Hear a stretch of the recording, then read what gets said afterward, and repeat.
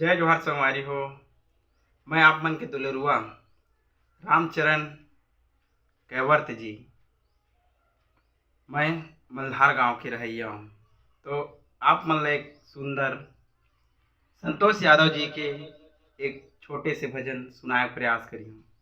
आओ।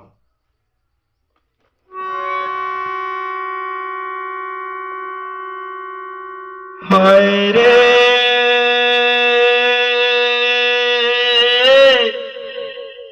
हार चोला माटी के हेरा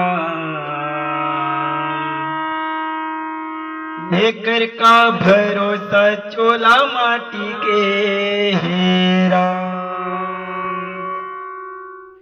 हाय रे हाय चोला माटी के हेरा लेकर का भरोसा चोला माटी के हेरा।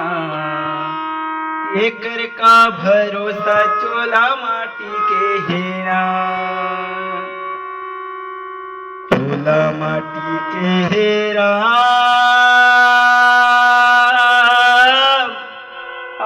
रे चोला माटी के हेरा लेकर का भरोसा चोला माटी के हेरा। लेकर का भरोसा चोला माटी के हेरा।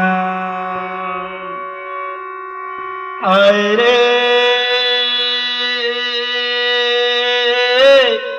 हाय चोला माटी के हेरा लेकर का भरोसा चोला माटी के हेरा।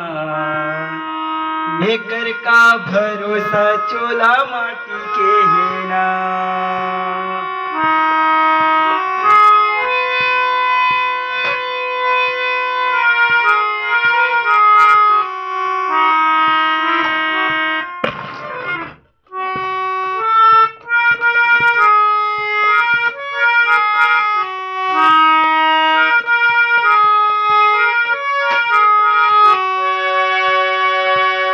हाय रे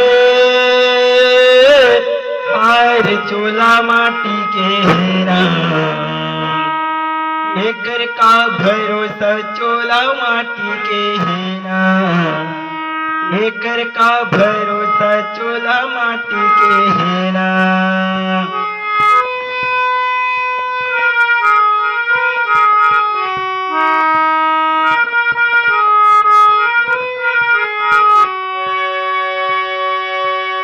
हे द्रोणा जैसे गुरु चले गए करण जैसे दानी ग भैया करण जैसे दानी।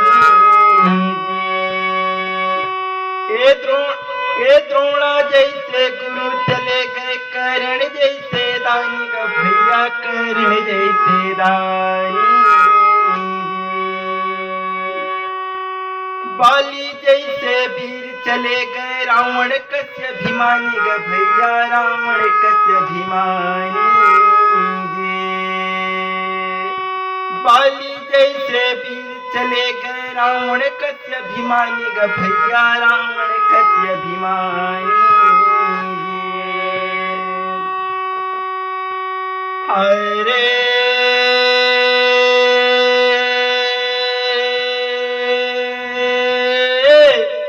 हाय चोला माटी के हेरा लेकर का भरोसा चोला माटी के हेरा।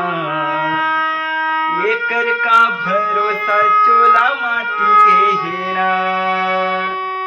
चोला माटी के हेरा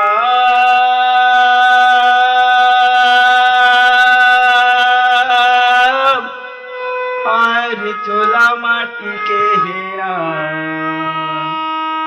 लेकर का भरोसा चोला माटी के हेरे।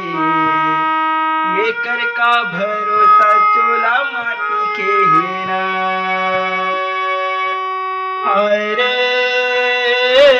हाय चोला माटी के हेरा लेकर का भरोसा चोला माटी के हेरा।